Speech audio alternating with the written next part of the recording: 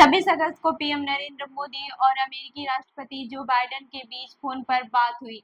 इस बातचीत के बाद दोनों देशों की ओर से बयान जारी किया गया। दोनों देशों के बयानों में सिर्फ एक फर्क ये रहा कि भारत की ओर से बताया गया कि मोदी बाइडेन के बीच बांग्लादेश के मुद्दे पर भी बात हुई।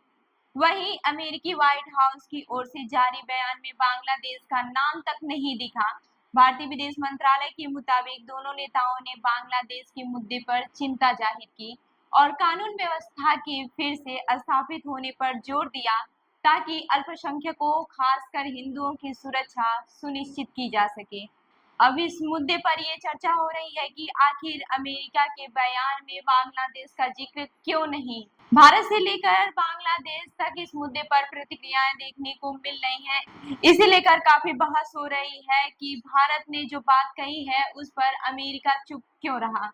वहीं कांग्रेस ने इस पर सवाल उठाया। कांग्रेस नेता पवन खेड़ा ने सोशल मीडिया पर लिखा, अगर हमारे प्रधानमंत्री ने बांग्लादेश के अल्पसंख्यकों को खासकर हिंदुओं की सुरक्षा का मुद्दा उठाया था तो जो बाइडेन को क्यों ये जरूरी नहीं लगा कि इसे प्रेस नोट में बताया जाए।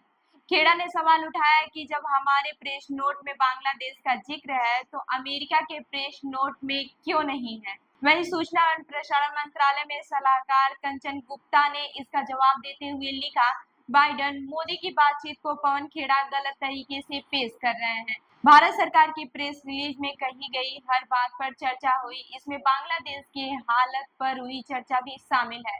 भारत सरकार का बयान बातचीत को सही ढंग से पेश करता है। ये आम चलन है कि बातचीत के बाद दो देश अलग अलग बयान जारी करते हैं।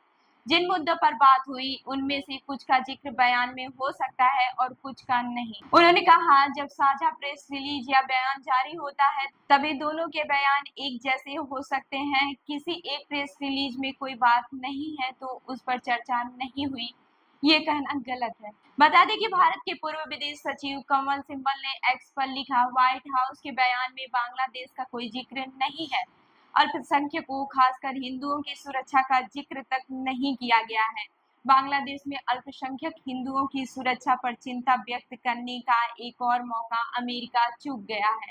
अमेरिका सिर्फ भारत में अल्पसंख्यकों पर चिंतित रहता है। साफ है कि अमेरिका बांग्लादेश के उस नरेटिव को भी सही मान रहा है कि वहां अल्पसंख्यक हिंदू सुरक्षित हैं और उनकी दुर्दशा की खबरें सही नहीं है। इसी ट्वीट के जवाब में रिसर्चर सुमित कोचर कहते हैं, अमेरिका के बयान में बांग्लादेश का कोई जिक्र नहीं है और न ही हिंदुओं की सुरक्षा का। देखना है तो आप ऑस्ट्रेलियाई पीएम एंथनी अल्बनीज के बयान को देखिए। ऑस्ट्रेलियाई पीएम ने जन्माष्टमी के मौके पर पीएम मोदी से बात की थी। तब दोनों राष्ट्र प्रमुखों की ओर से जो बयान जारी किया गया था वो एक जैसा था। वहीं बांग्लादेश में हुए बड़े सियासी बदलाव के पीछे कुछ लोगों ने उंगली अमेरिका की तरफ भी उठाई थी। जब बांग्लादेश में आम चुनाव हुए थे तब अमेरिका ने चुनाव के निष्पक्ष तरह से न कराए जाने जैसी बात कही थी। मीडिया रिपोर्ट्स की माने तो बीते साल भारत में अमेरिका को सतर्क किया गया था कि स्वतंत्रता और निष्पक्ष चुनाव के मुद्दे पर अमेरिकी दबाव बांग्लादेश को चीन के करीब धकेल सकता है और इसका क्षेत्र पर असर पड़ेगा। ये अगस्त 2023 की बात थी। इसके एक साल बाद बांग्लादेश में हिंसक आंदोलन के बाद सत्ता परिवर्तन हुआ। बहरहाल बांग्लादेश से शेख हसीना जब निकली तो उन्होंने भारत आना चुना। शेख हसीना को भारत के प्रति झुकाव वाला माना जा रहा है। अतीत में बांग्लादेश में वो इस मुद्दे को लेकर घेरी भी जाती रही हैं। बांग्लादेश विदेश मंत्री एस जयशंकर ने संसद में कहा था कि वो कुछ लम्हों के लिए भारत में हैं। क्या शेख हसीना के भारत में होने से बांग्लादेश से संबंधों पर असर होगा? बांग्लादेश की नई अंतरिम सरकार ने इससे इनकार किया था। अंतरिम सरकार ने विदेश मामलों में सलाहकार मोहम्मद तौहीद हुसैन ने कहा था कि बांग्लादेश हमेशा भारत के साथ अच्छे संबंध बनाए रखने की कोशिश करेगा।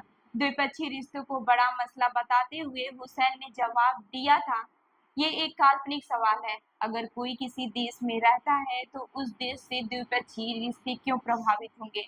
इसकी कोई वजह नहीं है। हालांकि बांग्लादेश के लेखक और पत्रकार अहमद हुसैन ने द वायर में एक लेख में लिखा, भारत को बांग्लादेश में नए दोस्त तलाशने होंगे क्योंकि उनकी पुरानी नीति नाकाम रही। भारत के पुराने दोस्त जनता की नजर से दूर हो चुके हैं। तो इस खबर पर क्या है आपकी राय, हमें जरूर बताएं। मैं हूं रूबी आपके साथ और आप देख रहे हैं जनदर्पण न्यूज। धन्यवाद।